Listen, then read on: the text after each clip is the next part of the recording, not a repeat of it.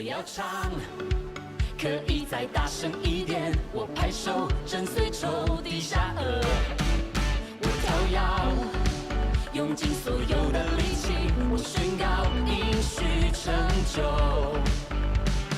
哦嗨耶呀，长长的喜乐，哦嗨耶呀，凡事要谢恩，哦嗨。弟兄姐妹平安，礼拜就要开始，请大家安静，然后把手机关到飞行模式，或者是开到或者是关机。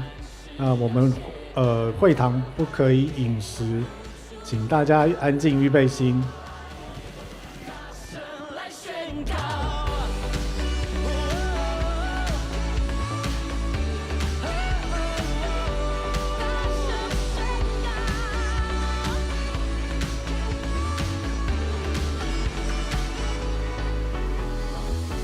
凭信心，不是凭感觉。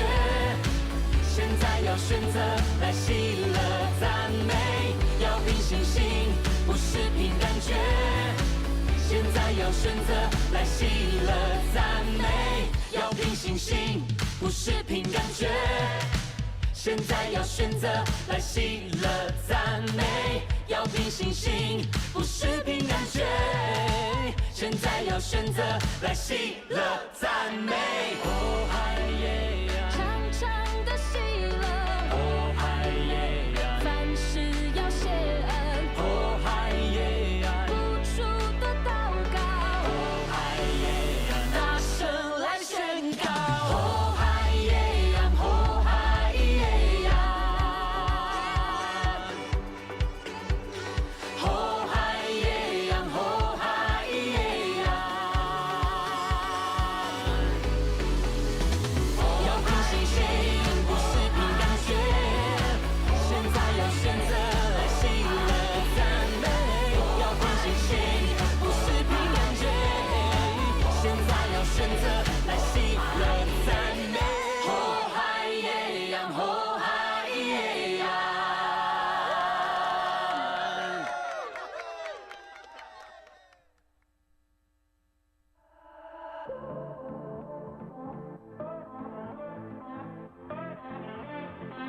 I was searching for something I knew was there but couldn't see. I remember the moment when the one I was searching for found me. I can't make sense of it, no getting over it. How much your love changed everything. Oh, 'cause I know you now. How could I go without Jesus? You're more than enough for me. I don't need anything else. I need your love, I need your love. I don't want anything else. I need your love. 各位弟兄姐妹，大家平安，平安。感谢主，让我们在今天早晨能够再一次聚集在神的家里面，让我们今天一起用火热的心、热情来敬拜我们的神。Amen 吗 Amen。 我邀请各位弟兄姐妹，我们一同从座位上站立起来。让我们在今天敬拜的一开始，让我们一起高举我们的双手，我们来欢迎我们的圣灵。哈利路亚！主圣灵，我们欢迎你。哈利路亚！圣灵，我们邀请你来到我们当中。主，你充满在我们每一个人的心中。主，你来触摸我们，让我们在今天早晨，主，我们对你的敬拜还有赞美，都求上帝你来悦纳，并求上帝你运行在我们当中。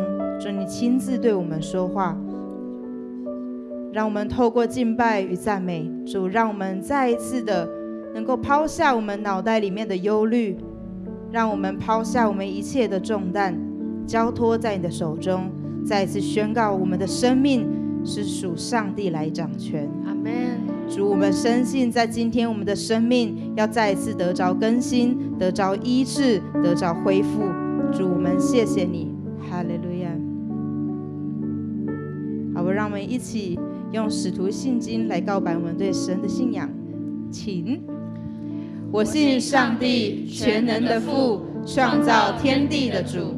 我信我主耶稣基督，上帝的独生子，因圣灵感孕，由童贞女玛利亚所生，在本丢彼拉多手下受难，被钉十字架，受死，埋葬，降在阴间。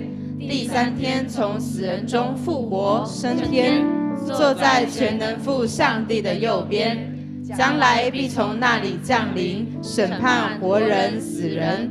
我信圣灵，我信圣而公之教会，我信圣徒相通，我信罪得赦免，我信身体的复活，我信永生。阿们。我们给旁边的人一个很大很漂亮的微笑，跟他说：让我们一起热情来赞美神，让我们一起热情来赞美神。邀请大家，我们用歌声、舞蹈来赞美我们的神，哈利路亚！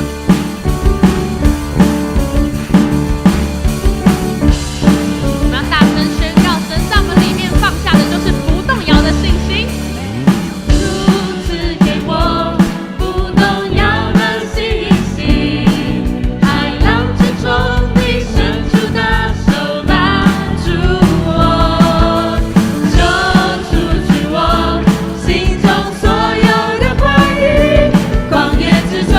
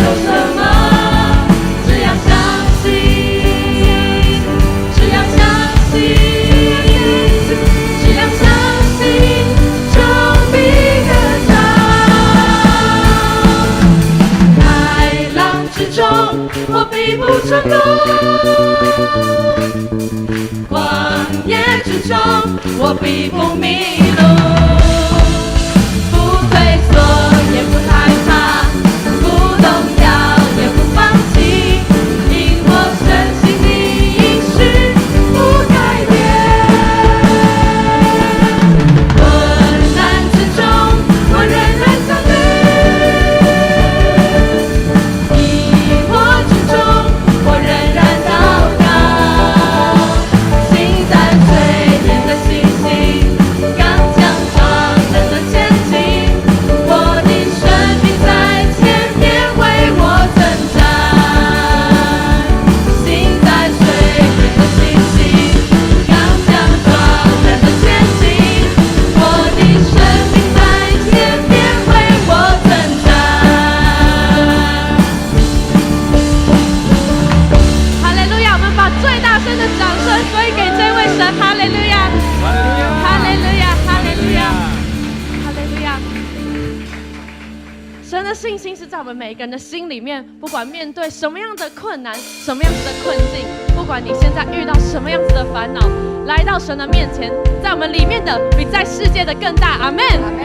接下来，让我们继续用这首诗歌一起来敬拜。Amen。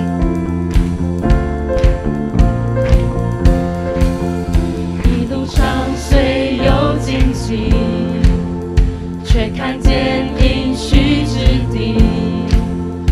我们呼喊你的爱，迎接最终的胜利。当惧怕包围我心，像耶利哥的城墙。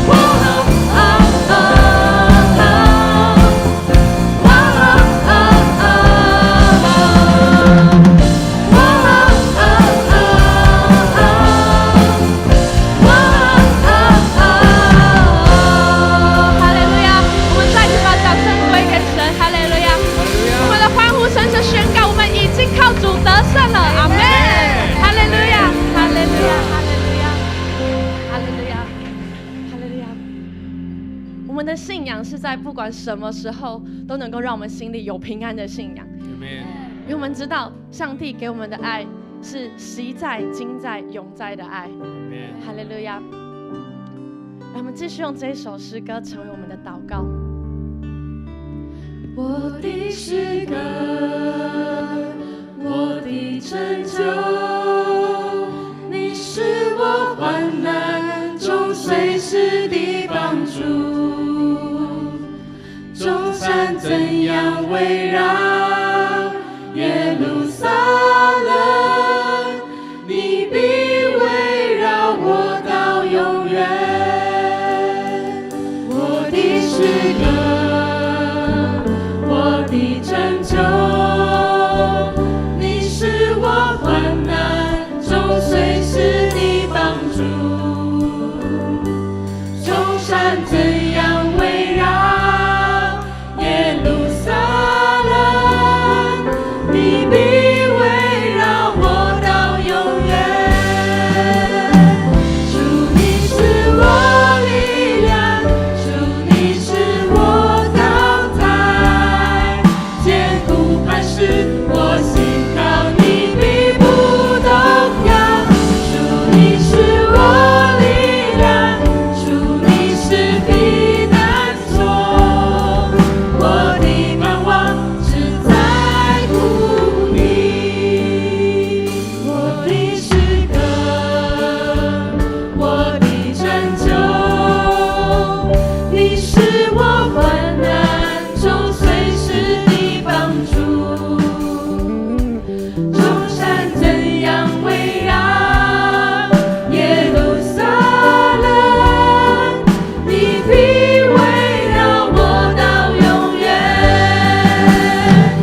主你是我力量，主你是我高台，坚固磐石，我信靠你必不动摇。主你是我力量，主你是避难所，我的盼望只在乎你。主你是我力量，主你是我高台，坚固磐石，我信靠你必不动摇。主你是我力量，主你是避难所，我的盼望只在乎我们你。举手来宣告：主你是我的力量。我力量，主你是我高台，坚固磐石，我信靠你必不动摇。主你是我力量，主你是避难所，我的盼望只在乎你。我的盼望只在乎我们的神。弟兄姐妹，你心里面所存的盼望是什么？是我们所有的盼望，不是出于自己，因为我们本是软弱的，我们眼光短视。然而神却知道我们未来的道路。你阿们吗？阿们。我们的盼望在乎神，并且他应许我们，他要成为你的避难所。阿们。我们一起说：神是我的避难所。神是我的避难所。感谢主，弟兄姐妹，这个时刻是我们大声呼求祷告的时刻。我们要来为青少年，很快的，他们在7月就要有一个营会，他们总共有100多位要来参加这个营会，由我们的同工来带领。所以我们要不要来为他们祷告？阿们。一个营会就是一个得胜的征战，为了要得着灵魂，所以我们要成为青少年最好有力的后盾。我们请青少年举手一下，把你们手举高。好，我们要来为他们来祷告。好，那这个时候我们两个人，我们要来 RPG， 我们来会的带不会的来 RPG 祷告。好，那个雨欣，你们来带你的朋友。好，我们两个人来祷告，青少年一样，两个人来祷，为青少年来带球，撼动星球的营会来带球。哈利路亚，哈利路亚。我们没有人是孤单的，我们的同工来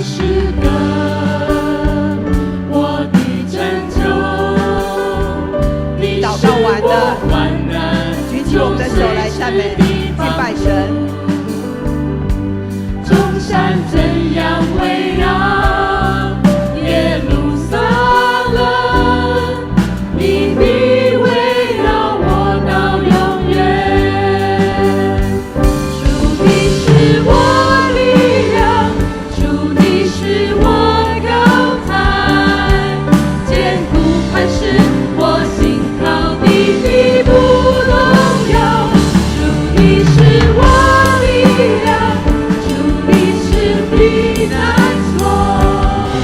我的盼望只我们祷告在30秒就结束，祷告30秒结束。你是我力量，主你是我高台，千古万世我信靠你必不动摇。主你是我力量，主你是避难所，我的盼望只在乎邀请弟兄姐妹将我们的手举起来宣告。你是我力量，主你是我高台，千古万世我信靠你必不动摇。主你是我力量，主你是避难所，我的盼望只在乎我们请圣歌队来。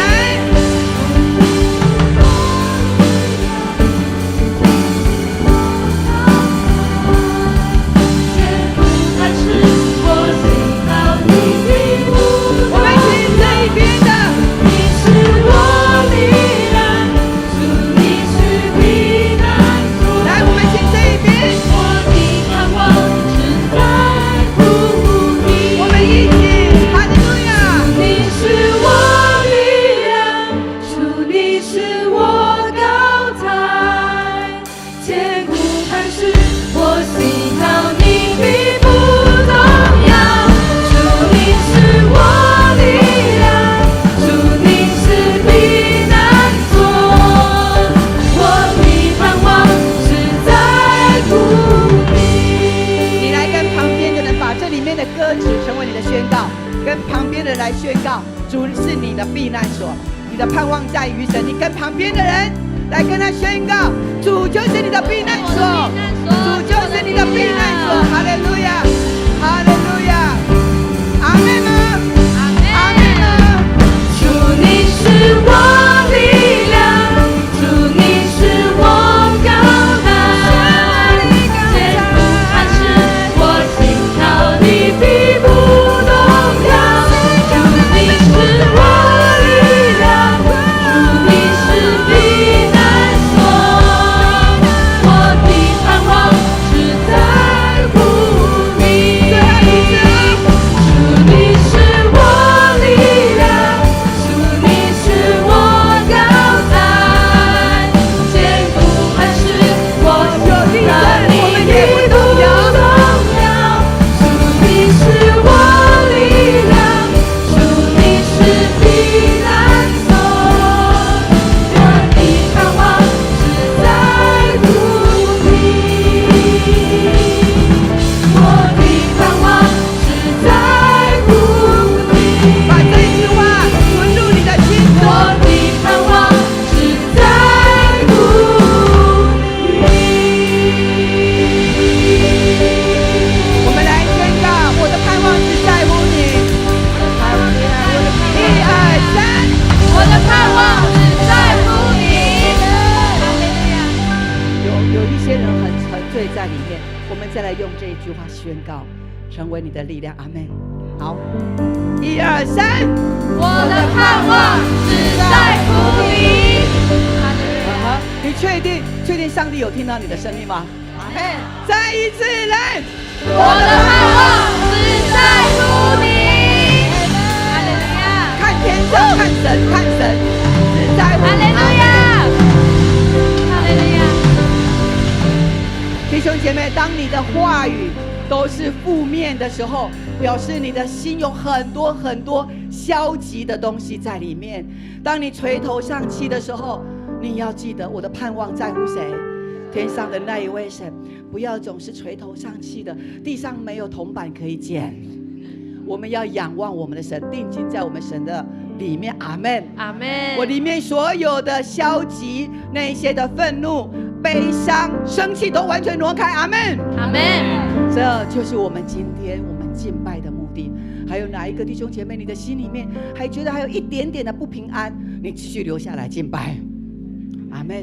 你知道，当敬拜的时候，我们就是把神的能力、把神的荣耀吃进来，你就容光焕发了。阿门，阿门。你看旁边的人，你跟他说，你的脸充满了荣光，你的脸充满荣光。阿门，这是真实的，好不好？再一次把最美的掌声、最大的掌声归给我们的主耶稣。哈利路亚，哈利路亚，主耶稣，谢谢你，谢谢你。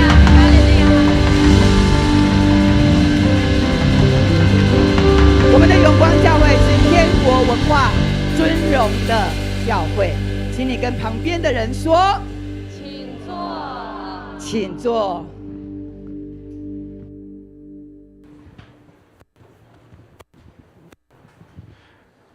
攻读圣经，圣经经文记载在旧约民数记27章15节到23节。27章民数记27章15节到23节，我们一起来攻读。摩西对耶和华说：愿耶和华是万人气息的上帝，立一个人治理会众，可以在他们面前出入，引导他们进出，免得耶和华的会众如同没有牧人的羊群一般。耶和华对摩西说：嫩的儿子约书亚是一个有圣灵的人，你要领他来，为他按手，使他站在以利亚撒祭司和全会众面前，在他们眼前委派他，又将你们的尊荣赐给他一些，好使以色列全会众都听从他。他要站在以利亚撒祭司面前，以利亚撒要凭乌灵的判断，在耶和华面前为他求问。他和以色列全会众都要照以利亚撒的指示出入。于是摩西照耶和华所吩咐他的，将约书亚领来，使他站在以利亚撒祭司和全会众面前，为他按手，委派他，是照耶和华借摩西所说的。阿门。感谢主，把一切荣耀归给神。接着，我们要请我们的圣歌队来为我们来赞美神。今天为什么会有圣歌队呢？因为呢，我们的圣歌队下午呢要到永和教会来为他们70周年的庆典来献上赞美，所以今天早上呢，先在我们的教会呢来带领我们来献上这首诗歌给我们的神。我们热烈的掌声来欢迎我们的圣歌队。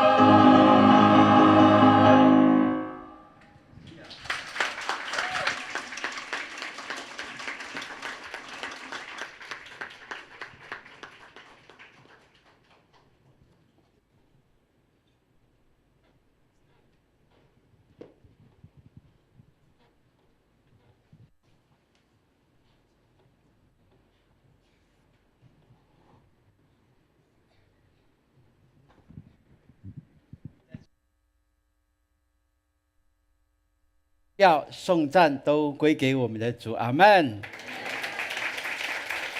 哈利路亚。我们的诗班不常练习，只有在圣诞节跟复活节的时候，我们才一起来练习。但是如果你刚才有静静的也把你的眼睛闭起来来听的话，你会感动到说，这只有神配的这样的赞美，阿们。真的，我们的诗班的和声真的是无话说的，真的。在我回想过去，我们10几年前有总会办的至高赞美的诗歌观摩的时候，那个评审对我们的评语是记得吗？记得哈。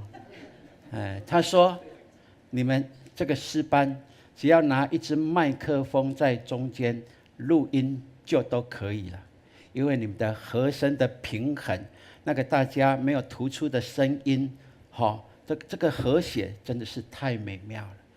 感谢主，这是属天的声音，阿们。我们说那是天籁，对不对？是属神的，把一切颂赞都归给我们的主的，阿们。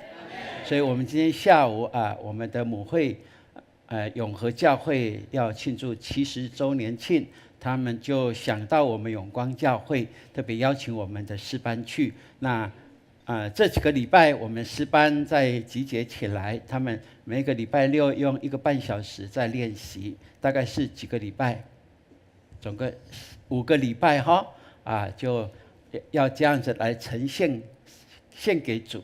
那我们就心想，要给别人听，要先自己听，对不对？对不对？这么美妙的声音，当然我们把一起有这样的共鸣，我们也把这个共鸣成为对我们永和教会母会的一个祝福，好不好？好。所以今天下午，如果你时间可以的，我们一起到永和长老教会去，搭车子很方便的，对不对？好，那我们一起去到那里一起把荣耀颂赞给我们的主。好，现在我们举起我们的右手来，我们来宣告：来，永光教会是全属上帝、活出基督、披戴圣灵、充满荣耀与大能的教会。我们地意成全圣徒，活出命定，力行普世宣教的意向，使神的荣耀充满全地。阿们。感谢主。每次宣告，我们就相信我们的宣告神必成全，阿们。这是神的喜悦，也是我们应该做的哈。今天我们透过这段经文，是我们读经计划在这个礼拜所一起读的哦。那我们下个礼拜民数记就会读完了，对不对？要进入哪一个新约？使徒行传喽，所以我们就按部就班这样。那牧师在讲道都按着我们读经计划来，我们一起来学习。我相信透过牧师的分享，在你读经计划的这样一个过程当中，你就会更明白神的心意。虽然那是又古又老的圣经故事，但是他依然会说话。会对谁说话呢？会对愿意聆听读神话语的人说话，阿们。你跟隔壁说，这个礼拜上帝有对我说话，来，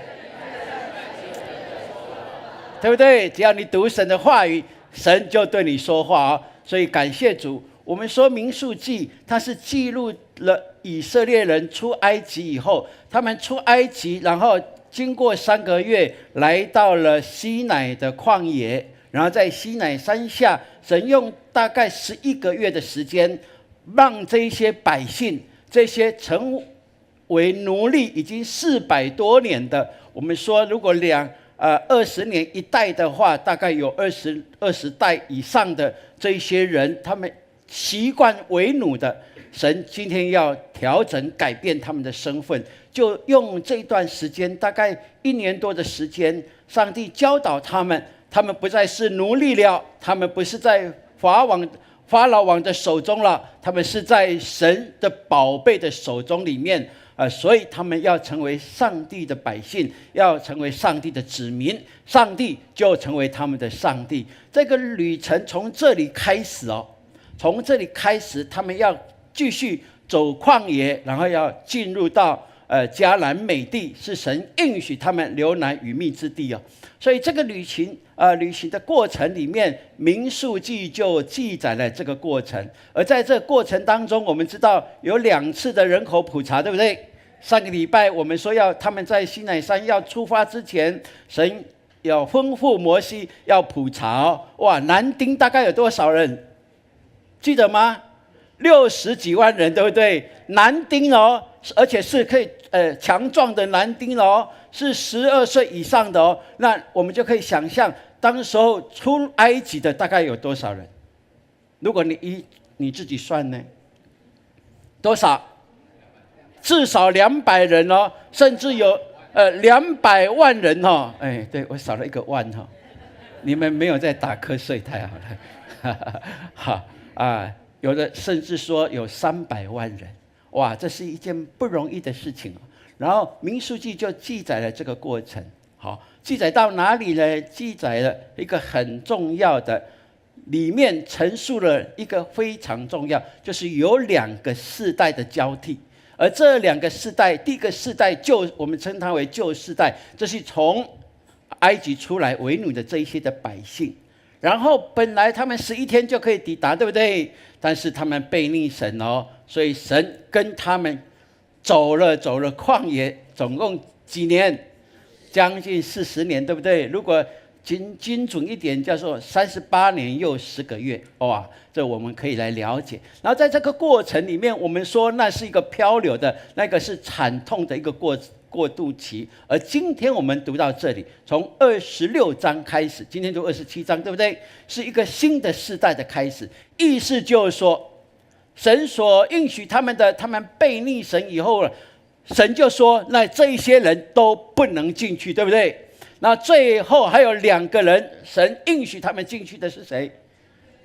迦勒跟约书亚，对不对？哇啊！所以旧世代仅存的硕果就是只有2个人，哇，这是很特别的。然后我们看新世代怎么样进去呢？怎么进去呢？新世代如果仅存这2个人，那是不是那个旧世代的领袖也会怎么样？不能进去，是不是？今天我们从经文里面就可以看到这个事实哈。所以我们说民数记是神管教的书，神怎么样管教这些百姓，从奴隶的心态要转化成上帝的子民，是荣耀的，是神宝贝的子民，这个需要学习的过程。好，然后我们也说，这民数记也是神信实的书。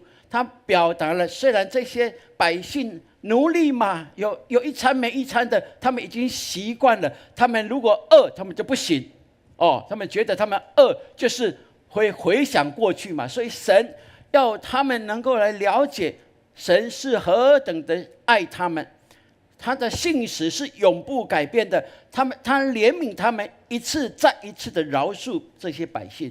所以我们也看见民数记神的信实在这里完全的彰显无疑哦。所以从此我们就看见一个极大的转变，就在哪里？就在民数记的14章，对不对？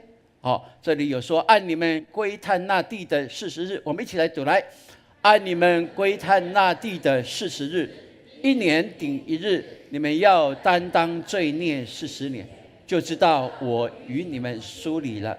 民数记14章34节，对我们说这是一个极大的一个转捩点，而这个转捩点告诉我们说，对他们因此背逆神而必须要漂流40年。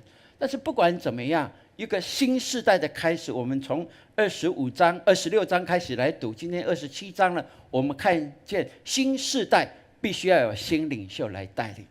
所以神拣选了约书亚成为摩西的接棒人，这也就是从旧世代进入新世代的一个非常重要的关键，是重中之重，是关键中的关键哦。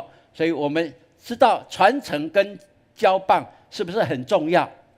对，我们就光说台湾就好。每一次总统选举的时候，其实你想说，总统这一届不是4年而已吗？对不对？4年就要换人了，顶多他8年不是吗？那有什么重要吗？重不重要？非常的重要。我们一定要为我们每次的总统的选举、立法委员的选举、这些首长的选举来祷告，因为他们的决策会关乎我们的将来。好，我们不希望他做得很大，我们要期望他的是做对的事。不是做大事，要做对的事。这要透过我们的祷告来求神来洁净他们的心，求神让他们的眼光不是看到自己，不是看到党的利益，要看我们国家、我们人民百姓的福祉，那才是最关键的。所以传承跟接棒很重要，对不对？对。那你家是不是也很重要这个议题？你也跟隔壁说，传承跟接棒非常重要。来，对，所以我们今天从这段经文，我们一起来思考。第一个，我们提到的是传承，是传承。我们看耶和华上帝今天我们所读的经文的之前，他就告诉摩西说他跟他算旧账，对不对？哇，摩西，你在寻的旷野当中，因为百姓没有水喝，渴得要命，就抱怨，来到你面前抱怨。哎呀，你受不了，你就怎么样？好好的这些百姓啊，你们是什么？哇！所以神就吩咐他说，怎么样？你吩咐磐石就可以出水来了。但是他怎么样？火气大了，这百姓搞怪，百姓那个功能嘛，甘愿对不对？就敲谁？百姓不能敲什么？磐石石头水有没有出来？有呢，有出来了，还是完成了，对不对？但是神对这件事情耿耿于怀而且他称神的百姓称什么？你们这些背叛的人。这个背叛，当摩西说这一句话，他就成了审判官，对不对？定了神百姓的罪所以神说：“你呀，你在这件事情得罪了我，所以神就不许摩西进入迦南美地。”如果你是摩西，你会想说：“上帝啊，40年呢，对不对？没有功劳也有苦劳，我们常说的，对不对？没有功劳也有苦劳，上帝啊，你怎么可以这样？可以不可以抱怨一下？可以不可以？可以不可以？你会吗？一定会啦，不抱怨才怪。对，在牧师面前不敢抱怨，至少在厕所里面也要骂几声，对不对？人性啊，我告诉你，我也会对不对？对呀，上帝你怎么这样对待我？40年呢，40年我都听你的话那这只是敲2下而已，敲2下那有什么关系嘛？很简单，对不对？那应该有关系吗？有关系吗？有没有关系？你是上帝，人家都说没有关系，只有上帝说有关系。哇，事实是这样，上帝是公义的上帝，对，他看一点的污秽，不会说那是洁白的，污秽就是污秽，罪就是罪，这是理所当然的。但是如果我是摩西的话，至少我要跪地求饶，对不对？上帝啊，我这么辛苦40年了，拜托了，让我可以走进去，我走进去第2天死掉也甘愿，可以不可以？可以不可以？如果你的话，会不会？哇，你们都比牧师还坚强亲爱的弟兄姐妹，我们看摩西，我们看整个过程，他一句怨言也没有，甚至我们说他半句怨言也没有。他心里想到的不是我能不能再进去，我能不能进去的问题，他想到的是谁带百姓进去。因为我早就跟这些百姓40年前他们在埃及的时候就告诉他们啊，神要带领我们要带领我们，谁带领你们往前行呢？就是摩西啊，因为我是被神拣选的，我看见异象我就紧抓住异象，那浑而不回的异象永远在我的脑海里，我深深的知道这位神是谁，因为他告诉我他是谁，对不对？这是他自己经历的，而如今他知道这个担子要放下，神说你不能进去。然而他挂念的是这些百姓怎么办？所以很清楚哦。我们看圣经怎么样形容摩西的？他说摩西为人极其谦和，胜过世上的众人。那你会说，为什么摩西这次生气？我问你，如果是你不会生气吗？会不会？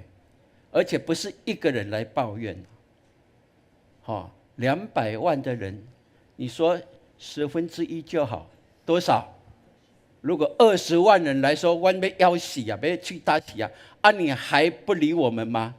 上帝啊，在哪里？摩西啊，你怎么做的？有没有？真的很多很多的抱怨，像箭不断射他，体无完肤的。所以他即便极其的谦和，他还是肉身，他还是把他心里的那个苦毒，他还是要把它释放出来。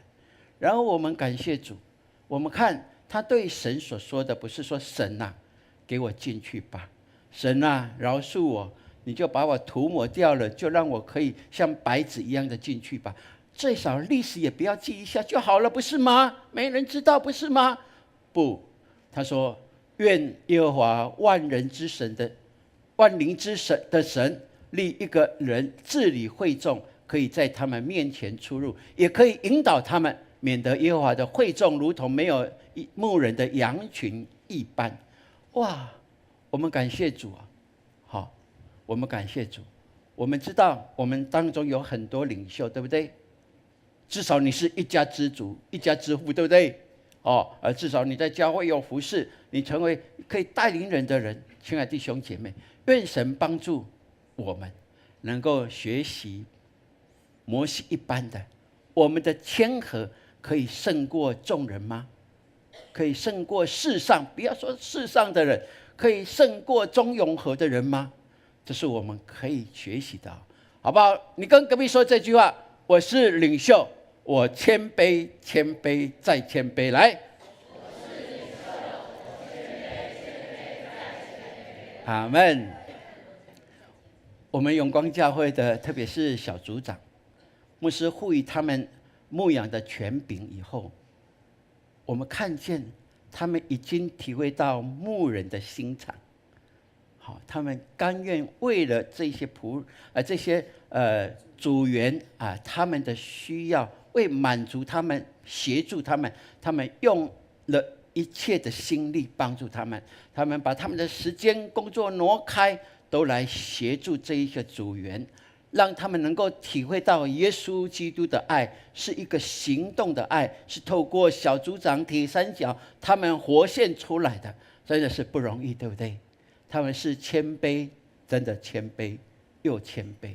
这是我们教会给我们最棒的榜样，就在我们每一个铁三角的身上来彰显出来。所以我们教会这么和谐，是因为大家都甘心乐意的付上，不看自己，就看到别人的需要，就去补满别人。这是我们永光教会的 DNA。 阿们。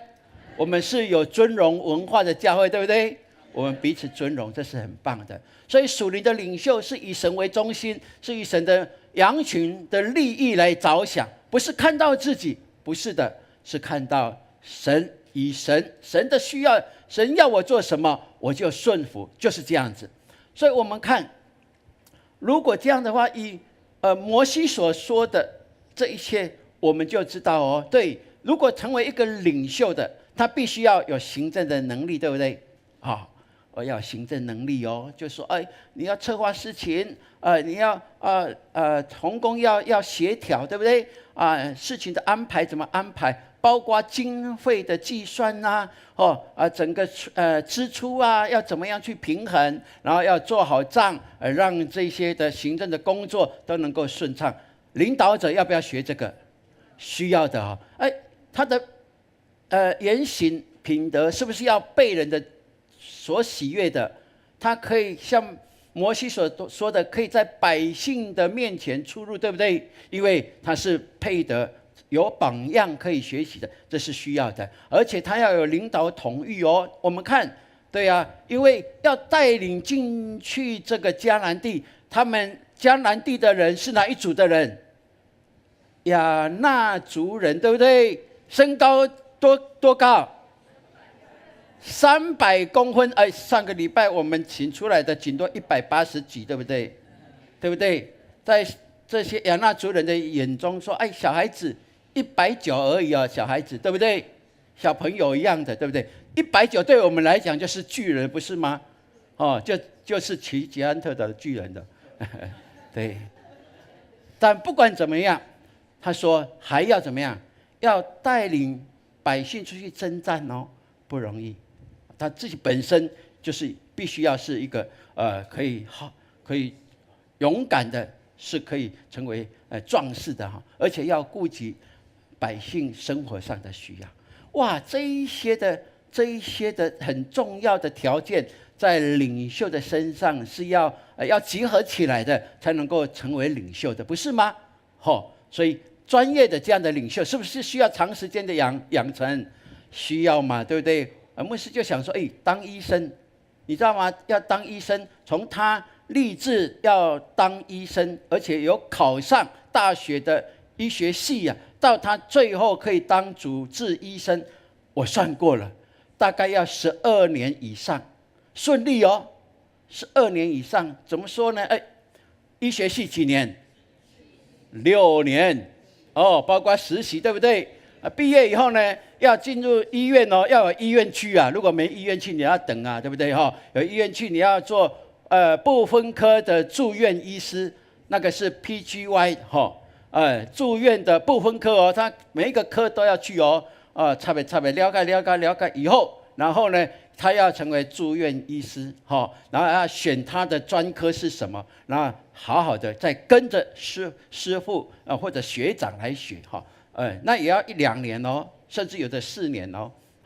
对，然后呢，要到总医师，最后才能够完成以后才能当主治医师。主治医师的意思就是说，他自己可以自主来判断、来诊断这些patient这些病患他要开什么药方给他。如果是外科医生，要怎么样亲自操刀来为他开刀。这个至少要12年以上。但是我想说，这是在关顾我们肉身健康的意思，对不对？都需要用这么长的时间。那你想，如果这是关乎你灵魂的呢，是不是也必须要用更长的时间来思考？所以，亲爱的弟兄姐妹，如果灵魂的健康的养成就是更重要咯。所以我们在教会里面，我们为什么每一个年龄层我们都关顾，我们都需要整全，我们都需要成全他们，是因为我们要有一代好的传承。这个传承就从我们的生活跟信仰跟敬拜小组里面服事当中培育当中，我们要整全的来培育大家，养成我们成为一个健康的属神喜悦的百姓。阿们。当你健康的时候，你家才会健康，不是吗？当你的家健康，你的邻居才会健康，我们的社会才会健康，才会对国家带来祝福，对不对？这是理所当然。如果我们看我们现在社会很多的不足，是因为怎么样？家庭破碎。家庭破碎的原因在哪里？是因为婚姻破碎，不是吗？这追根究底来讲，就是在一个最基础的一个信仰价值观里面当中，我们已经破碎了。所以我们在教会，在这份信仰当中，就是帮助我们。所以我们求主帮助你，不止你应该注重你属血脉的家人而已哦。现在的社会是这样。读了国中以上，然后呢，学生都在哪里？都在补习班比较多，对不对？下课以后都在补习班比较多，对不对？那我们也看见我们的教会过去许许多多的人也是这样，当孩子从出生一直到国小结束以后，他们家长就说你要去补习，补习第一，教会排哪里？排后面，可能是排最后面，对不对？但是对这孩子来讲，他不是从小已经习惯了教会的生活吗？不是习惯了可以被教导真理是什么？光明是什么？善恶是什么？是可以分辨的吗？你现在把他说这个不重要，你把他推去通识的教育当中，把它看为是最一的、最上等的、最关键的，而属灵性的学业、学士学习呢、教育呢，你把它压扁下来，那你就可以想象吗？最后他已经考上了很棒的大学，他有2种情况：第一个，可能还会听爸爸妈妈的话，继续回来教会看看；第二个，就觉得你以前不是说教会排最后吗？现在怎么又把教会要排第一步？我习惯了社会上给的价值观。亲爱的弟兄姐妹，求神怜悯我们。我们在教会，我们既知道，如果这是我们一生、我们的家、我们的社会最重要的基础，这基础如果崩盘的话，那我们没有办法搭坚固的房子。所以愿神给我们都有这样的看见。如果你觉得现在已经后悔不及了，我告诉你，还来得及，还来得及哦！你只要天天为你的后代祷告，求主怜悯，把过去错误的观念、社会给的价值观重新打掉、重做，用一个信仰为基础，是属神所喜悦、属天的价值观的话，还来得及。你只要尽你的本分，每一天，即便他觉得唠叨没关系，如果是好的，你要不告诉他？如果你孩子有病了，这一帖药医生说绝对有效，你会想尽办法把它灌进去，不是吗？那如果你觉得这份信仰的良方是对孩子最大的祝福的话，那你要想尽办法了。好言相劝也可以啊，不是吗？就不断的背后为他祷告，求神帮助他，让他可以回头。最重要，你要自己做什么？榜样。所以这是榜样，这是榜样的传承。亲爱的弟兄姐妹，愿神给我们有看见这个亮光，愿神给我们每一个家都能够成为神所喜悦的，是以耶稣基督为中心的家，是基督是什么？我家之主的，而且是实践这样的一个信仰，在你本身，在你的婚姻关系，在你跟亲子关系当中，我相信神必悦纳你。即便你现在看起来好像已经来不及了，我说还来得及，还来得及，还来得及，对不对？你还活着一天，你就可以为你孩子带上极大的祝福，这是理所当然的。所以这是我们永光教会长期努力来的，对不对？圣灵就感动潘牧师说我们一直想孩子可以更多给他们的信仰，但是孩子在教会的时间太少了，一个礼拜只有2个小时，不是吗？那他们的所有的时间都被社会所影响的，不是吗？我们就有星光学院，对不对？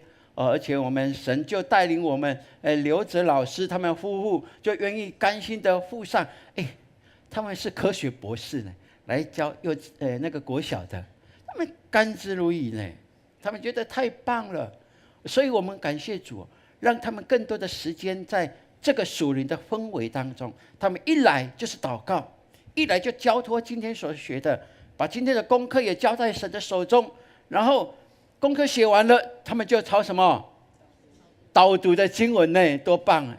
他们都有写啊，如果你没写的要赶上咯。对，这是很棒的一件事情。所以如果你委身于教会，教会就委身于你，教会会看重你养成的过程，因为这是神给我们的权柄，我们乐意来学习，来服侍大家。所以在教会你要相信你有榜样可以学习，而且你要成为典范，才能够传承出去，对不对？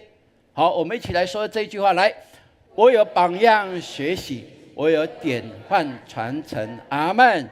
对，神给我们每一个人不同的恩赐哦，你发挥你的恩赐，就有人看见你的恩赐，把荣耀颂赞归给主，他们就暗暗的在后面跟着你哦，或者明明的跟着你，好不好？好棒哦，真的是哦，我们有属你的家族，这是必要的一个过程哈。所以愿神给我们从这里能够看见，我们看摩西道出的他心里的话，他不为自己，他只为神托付他的羊群百姓来跟主所求。那我们的上帝就回复他说：嫩的儿子啊，约书亚是心中有圣灵的，你将他领来，按手在他头上，使他站在祭司以利亚撒跟会众的面前哦。很特别的，摩西他没有说啊，上帝啊，这300万的百姓，我知道哪一个人可以承接我的棒子哦。我都是我带领的40年来，我都知道他们每一个熟悉每一个羊。上帝啊，我告诉你就哪一个。他没有，他不是这样，他把这样一个抉择的主权交给上帝，这是非常棒的一件事情。也许我们都会觉得啊，我们都知道谁可以这样，谁不在祷告里面求神感动，在这件事上谁可以负责任？谁可以忠心又良善的，是神所喜悦的，可以成就神的祝福的，这都是一个关键。所以都是要由神来决定，这非常重要哈。我们看，就我们从历史所认识的约书亚，他不是很有才华吗？对不对？很有谋略，很有胆识啊，不是吗？而且他是一个骁勇善战的将军呢。你们记得吗？那摩西带领以色列人跟那个亚玛力人战争的时候，有没有？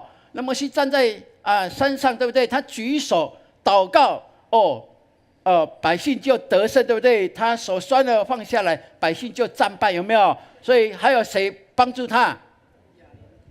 亚伦跟户尔，对不对？哇，三角鼎立哦，在那里祷告。我问你，谁带领百姓跟亚玛力人战争？就是约书亚了。那他超厉害，对不对？照理讲不是这样，所以神如果要拣选，就说对，这个将军好，哇，这个很有才华，很有胆识，很有谋略的，这个好。好像不是这样呢。上帝唯一拣选约书亚的条件是什么？是他心中有圣灵呢。很特别哈。他心中有圣灵呢，这是很特别哦。所以在神的眼中来看，有圣灵的同在才是关键中的关键。所以亲爱的弟兄姐妹，如果你是在服侍神，不管你在教会的服侍，在社会的工作，在家里的工作，这一切都是在服侍神。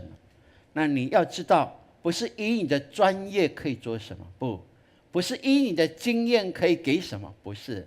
更重要的，神看重的是你是不是以他为大，是不是邀请圣灵来引导前面的道路，那才是关键。阿们。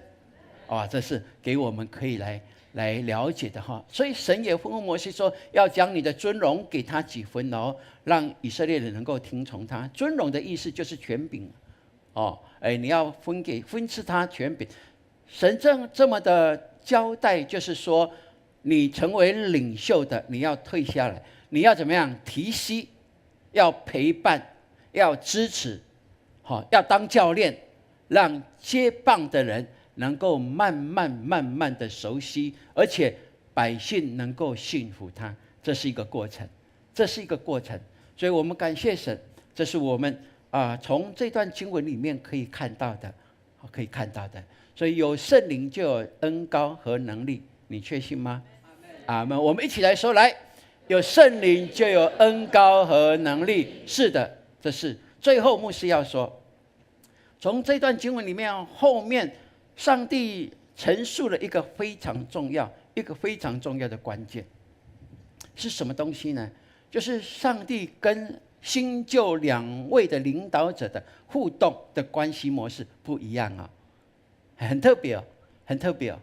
好，他跟摩西说，约书亚他要站在祭司以利亚撒的面前，以利亚撒要凭着乌灵的判断，在神的面前为他求问。他和以色列全会众都要遵循以利亚撒祭司的命而出入。哎，这是很特别哦。所以约书亚成为领袖以后，他不是自己决定怎么样，他也没有办法直接问神说神啊是怎么样，不，他是要怎么样借着祭司以利亚撒来求问神，然后神跟祭司说了以后，他再传给约书亚，那众百姓才跟随而行，很特别哈。但是摩西呢？你们记得摩西吗？神是这样说哦：你们中间若有先知，我耶和华必在异象中向他显明，在梦中跟他说话。我的仆人摩西不是这样的，不是的，很特别哦。他说他是我全家敬重的，我要与他面对面说话。乃是明说，不是谜语，并且他要见我的形象。哇，超厉害的！哇，世上只有这一人，只有这一人可以看见神的容面。神说：“我跟他说是明说，不用拐弯抹角的，不用，是明说，不是用意象让我们猜测，让我们想象，还要再问说神啊，这是什么意思？不。”神跟摩西是面对面，让他可以看见神的形象的呢。哇，这个是太棒了！所以从这里我们就看见神有没有放弃摩西？没有了。虽然他不能进去迦南地，但是神依然尊荣他的仆人，因为他是他全家忠心的仆人，他所喜悦的哦。所以我们看后来在新约的时候。有没有啊？耶稣带他的门徒上山上去啊，然后在那里有变相，对不对？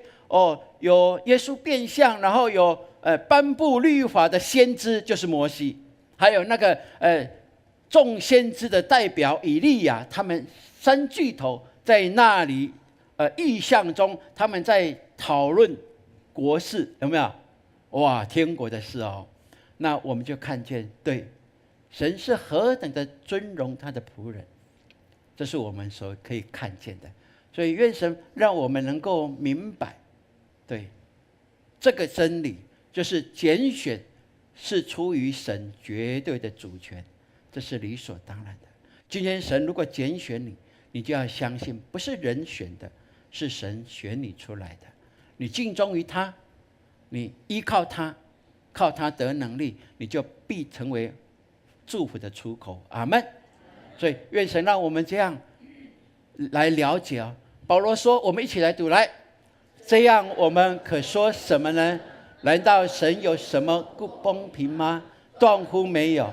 因他对摩西说：“我要怜悯谁就怜悯谁，要恩待谁就恩待谁。”据此看来，这不在乎那定义的，也不在乎那奔跑的，只在乎发怜悯的神。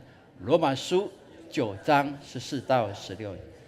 对，这是非常重要，这也是牧师读研究所的毕业论文的主要经文。真的是太重要了，太重要了哈！所以愿神给我们能够知道，神有绝对的主权，而我们人呢，只有甘心的顺服。阿们。如果你以他为主为神的话，你当然就是甘心的顺。我们一起来宣告：来，神有绝对主权，我要甘心顺服。是的，愿神帮助我们哈！感谢主哦！上礼拜五我们3个神学院的神学生已经毕业了3个神学生了同在台湾神学院毕业了哈对，那庭安呢他有可能会被留在学校有可能会被几率非常的高哈在他的系主任期待他能够回学校来服务让他在专业上能够更得心应手，也成为学校的一个帮助哈。对，这是未来平安很快的一个道路。那我们也感谢神哈，在3年多前我们的小会长老就一致的同意他们要争取亚伦亚拿能够用母会条款将来毕业的时候可以回来永光教会，跟牧者他们可以成为一个团队的服侍哈。这我们也谢谢过去我们的弟兄姐妹这些长老、执事、小组长们、铁三角们，你们都一直在关注亚伦亚拿他们的神学的学习的过程。我说他们已经毕业了，阿们。好，那他们本来他们是8月才赴任哈。那我们教会小会有同意，就8月3号主日的时候会有一个赴任的感恩礼拜。但是因为在暑假有很多的营会，对不对？包括我们内部跟外部的，总共有6个营会他们本来7月是可以放假哈，休息一下，缓和一下哈他们的同学毕业都去玩了哈但是他们毕业典礼回来的那个晚上，撼动星球，还在做设计这些的工作，用到11点快1点了他们超厉害的。本来想说那一天晚上要带他们跟大伯他们和牧师周信德牧师，我大哥他们出去吃喝聊但是就没办法，因为他们要工作，我也要工作我们就这样子所以我很感动，真的很感动他们真的是被神所拣选的。他们被神的呼召不是因为周牧师、潘牧师催促他们，你没有决志要读神学院就离家出走吧，没有。我们从来没有跟他们说你们一定要怎么样，我们说那是你跟神的关系。好，他们最后从澳洲回来，他们就非常清楚为这个乡土很有负担，为教会很有负担所以他们7月就会进入到服事的合场一起来参与，但是8月才有领谢礼让他们1个月能够这样。什么裤带要紧一点对OK 了所以一定祝福他们OK， 所以我们很相信，从这样的一个身上看见拣选是出于上帝主要的拣选。那牧家我们也正式开始在牧子的传承的工作上，也求神给我们有智慧成为教会更大，带出更大的祝福跟兴旺来，阿们。所以继续为我们祷告咯，阿们。在我们这个模式这样的服事，在长老教会里面可能是第一次的这个模式，夫妇是牧者孩子都是传道人，在长老教会里面可能还没有找到完全是这样子了那不管怎么样，有没有没关系，我们就重新开始。我相信这是神所喜悦的，目的就是期待我们弟兄姐妹同心合意，兴旺福音，让我们的街头布道更有果效，对不对？让我们的幸福小组更有果效，对不对？就是抢救灵魂那我们也照着神给我们永光教会的意向，我们要建立荣耀与大能的教会，阿们。是的，所以求神给我们一起来我们要继续培育属灵的领袖，不是他们而已我们知道下一代的更多未来的年轻人，他们现在都有很多人有感动所以那个毕业典礼特别邀他们去，有没有？让他们去感动一下，震撼一下，就是要求圣灵把他们内心对他们说话能够彰显出来，对不对？所以我们相信未来我们的年轻人更多愿意服侍，全职的服侍神，这是最好的最棒的。我告诉年轻人，这世代多变化当中，你们要找的工作最棒的就是可以全时间服侍上帝，因为那带出的果效不是属地的而已，是直通属天的，是神所喜悦的，是你可以看见我们这样喜乐的服侍，即便很忙，对不对？你怕忙吗？若为天国忙，你喜悦吗？当然是喜悦所以愿神给你们的那一份感动，在你们的未来的日子里面，你们可以看见神一步一步在带领你们。阿们。好，这是需要的哈。我们一起来说，来，我们要继续培育属灵的领袖。我们再来说，我们要继续成全永光的约书亚。阿们。对，愿神给我们有这样的心智哦，继续为我们的下一代来努力。我们再来读今天的金句，来，不是你们拣选了我，是我拣选了你们，并且分派你们去结果子，叫你们的果子长存，使你们奉我的名，无论向父求什么，他就赐给你们。约翰福音15章16节。再一次来，不是你们拣选了我，是我拣选了你们，并且分派你们去结果子，叫你们的果子长存，使你们奉我的名，无论向父求什么，他就赐给你们。约翰福音15章16节。阿们。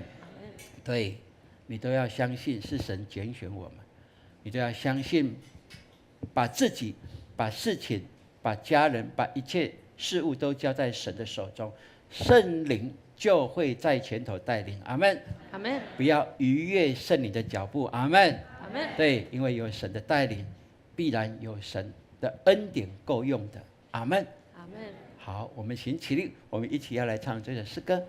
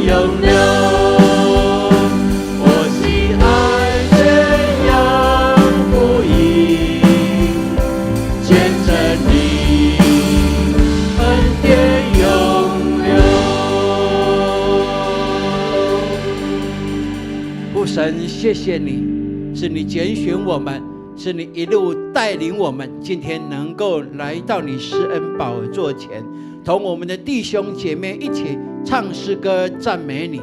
愿一切的荣耀、颂赞、尊荣都归给你。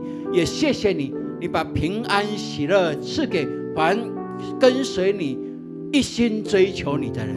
主啊，感谢你，因为我们有这美好的信仰，我们要一代一代的传承。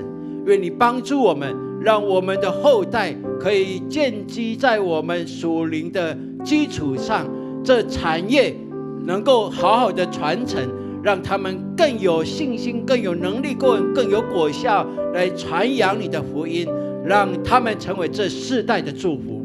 谢谢你把这信念给我们，把这价值观给我们，把这使命给我们，让我们教会成为传福音、实践传福音的教会。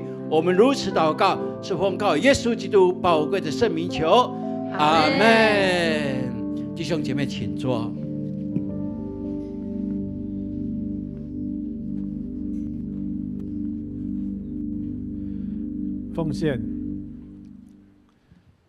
奉献是回应上帝的爱，也是信心的行动。我们应当用感恩的心、敬虔的态度来奉献。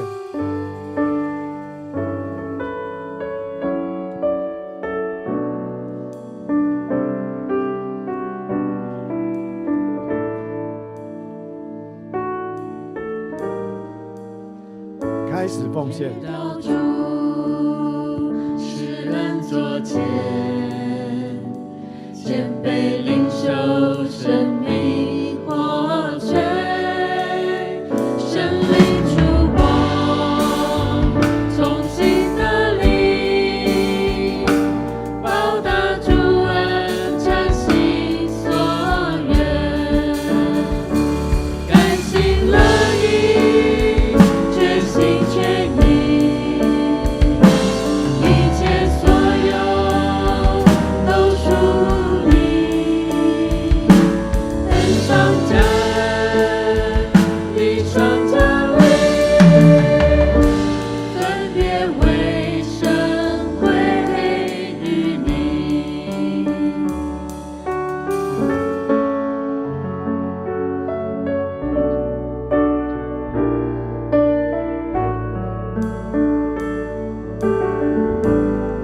会众请起立。直到主施恩座前，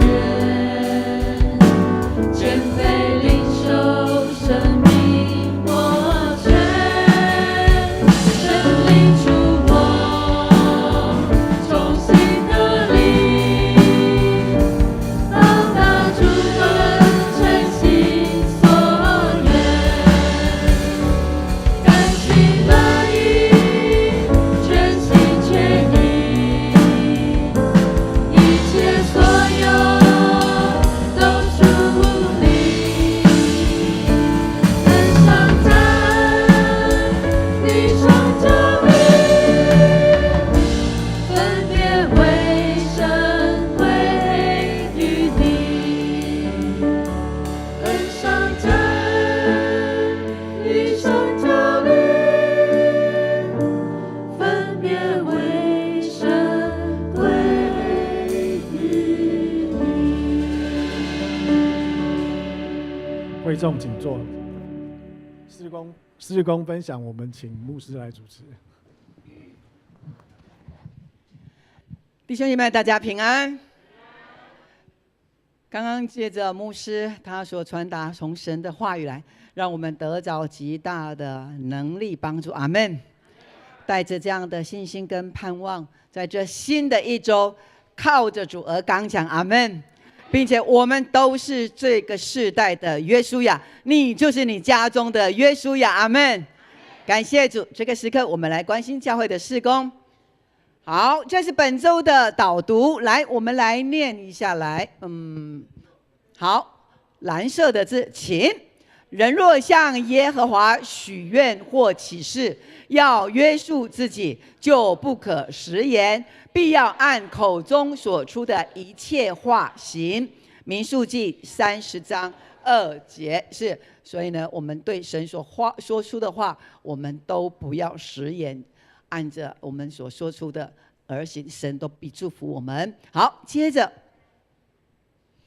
这是上个礼拜六我们的央青牧区他们去布参加的人数有33个人，其中新朋友 best 有9位哈。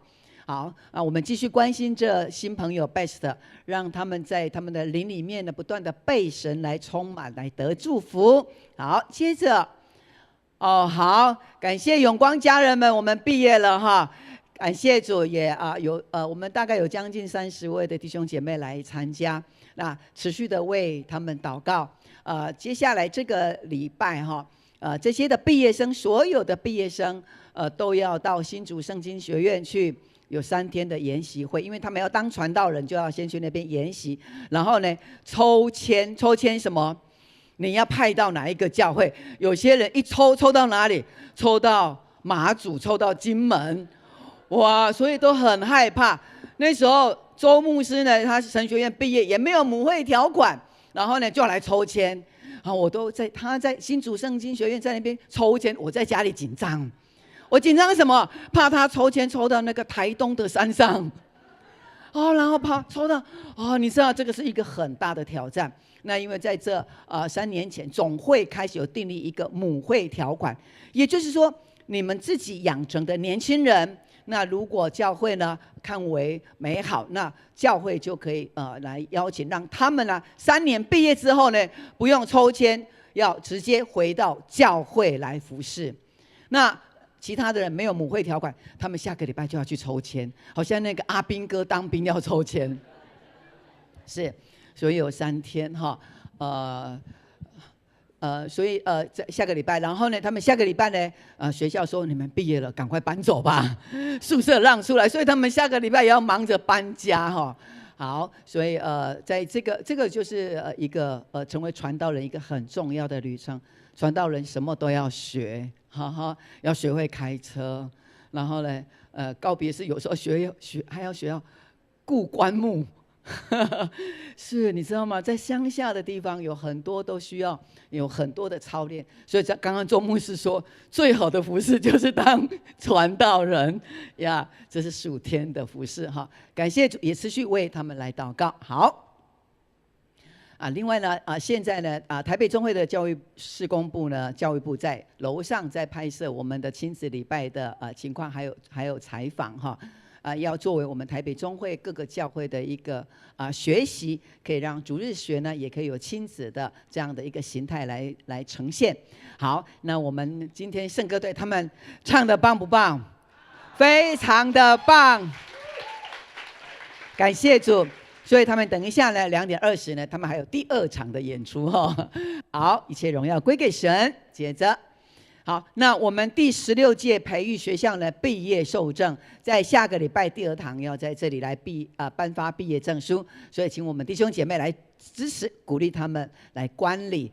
那另外呢，在下个礼拜同样的，我们培育学校呢，从今年开始，培育学校呢，我们都会有结业的分享餐会，大家彼此的交流鼓舞，然后学长鼓励学弟学妹如果还没有进入培育学校的，赶快来报名，这是我们永光一个非常棒的产业好，接着，好，牧区的消息，下礼拜是青少年的撼动星球，有114位参加，我们继续为他们祷告。好，接着，牧区我们现在已经开始，牧区都在召开会议，我们要出游好，所以呢，这个不晓得是哪一个牧区。玉喜牧区玉喜牧区还有另外哪一个牧区？国宾。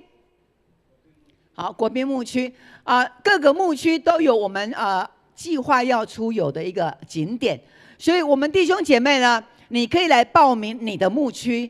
那你可能说，牧师，我原来是属于国宾牧区，可是我又想要参加玉喜牧区，我又想要参加豆豆牧区，这样可不可以？不太可以。为什么呢？唯一可以的，你可以参加你的牧区那如果你还想要参加别的牧区，那你需要带新朋友。你需要带新朋友。那还有因为我们每一个牧区呢都会补助经费，让我们出去玩的时候，所以我们付一些经费，然后一些经费是教会来补助。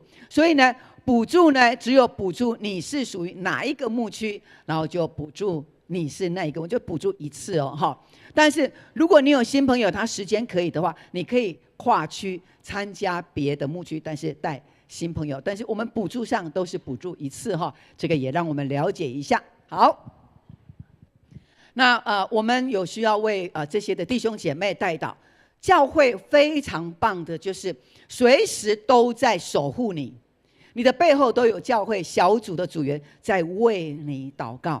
不论你遇到什么样的难处低谷，总是有人在向我们天上的神，我们的主来为你发出祷告的声音。所以呢，我们持续为我们的德高弟兄，还有瑞婷，还有赖茶姐妹，以及叶志贤弟兄，也许我们不太认识，但是你们只要知道这个名字，看周报，然后呢为他祷告的时候提名祷告哈。好，接下来，好，那我们的谭吴正直姐妹蒙主恩召在上个礼拜一在明天吗？明天有告别礼拜哈。这位姐妹，我们虽然不认识她，但是她是一位主内的姐妹。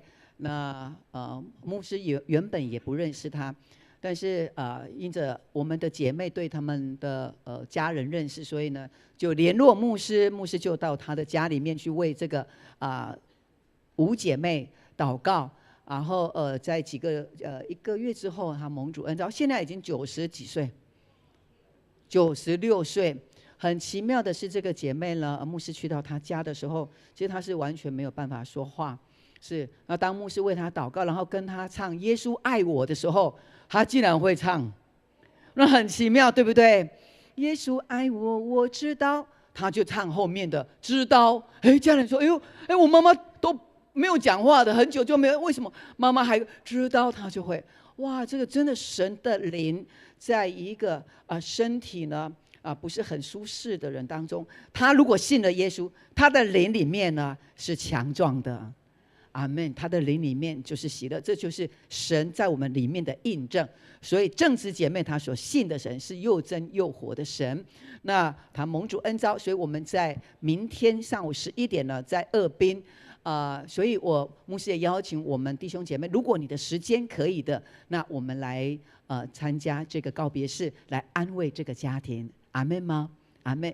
所以牧师也邀请，所以呢，我们如果参加的话，我们会来练唱这个卫诗哈。好，再来是我们的萧佑安弟兄他是曾佳慧姐妹的弟兄哈，是我们的佳慧姐。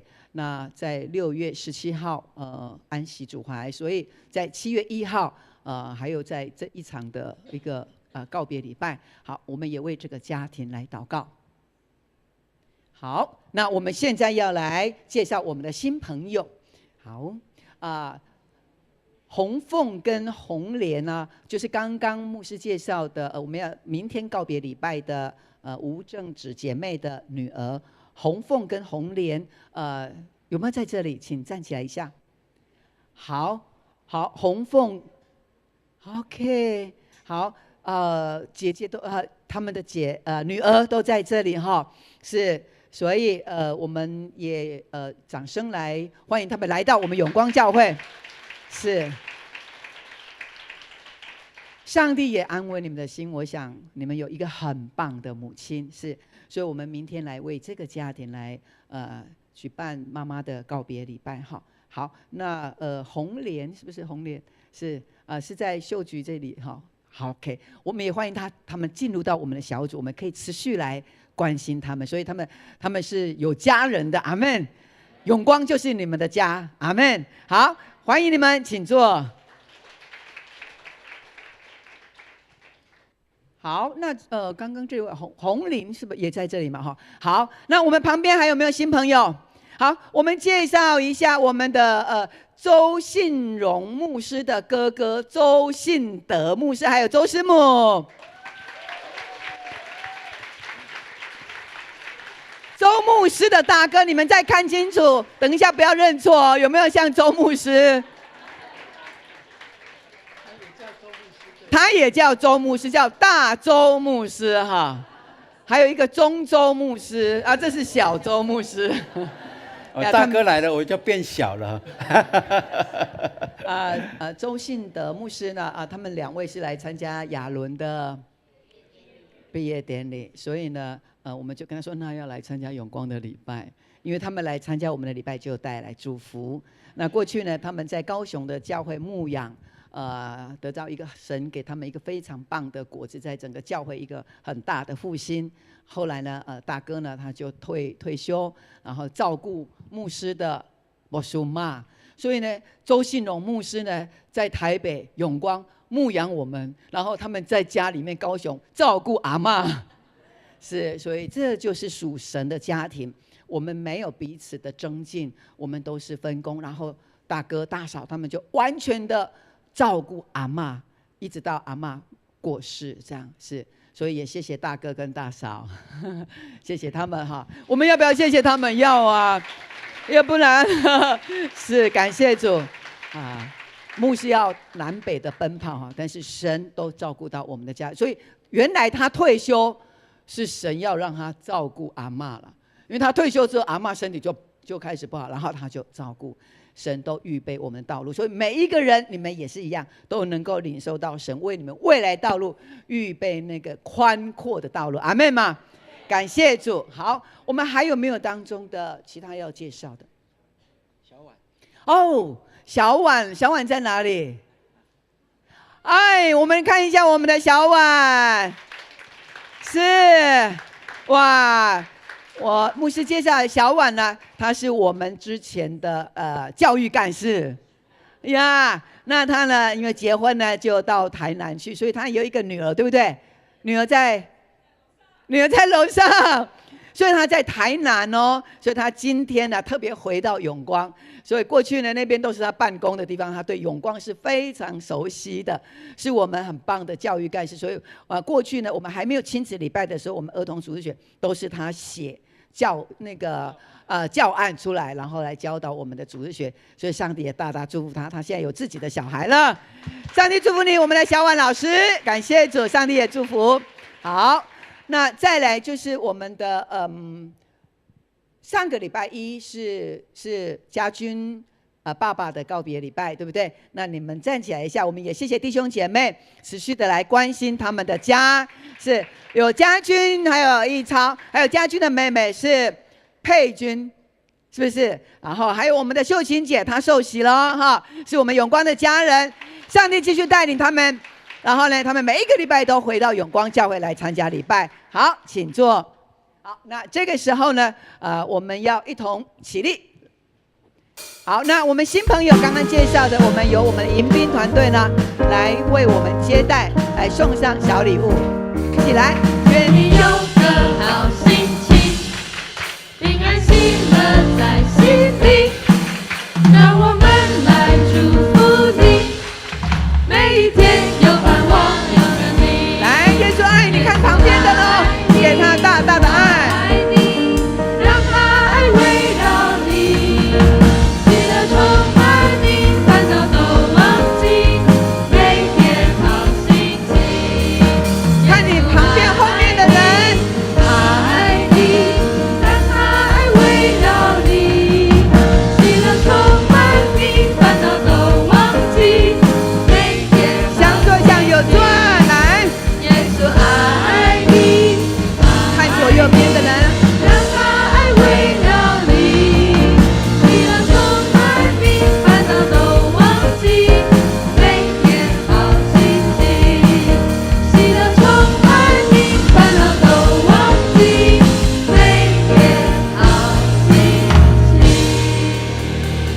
我们依然站立，请牧师来祝福祷告。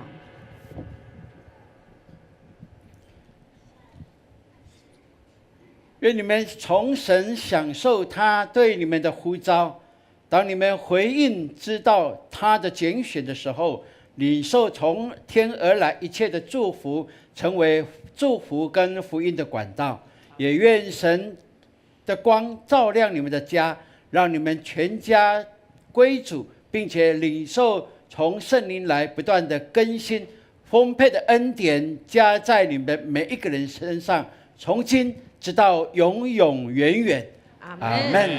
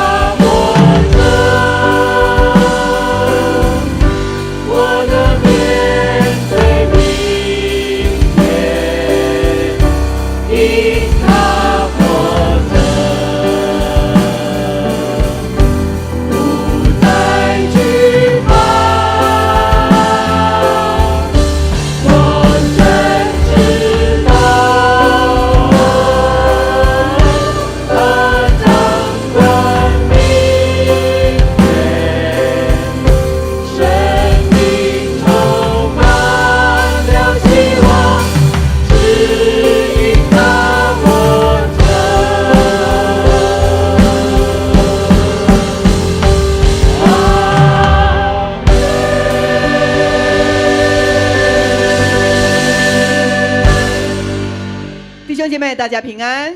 平安。上帝祝福我们，也祝福在直播上与我们一同礼拜的弟兄姐妹，不管你们在国内国外，我们下个礼拜见，大家请坐。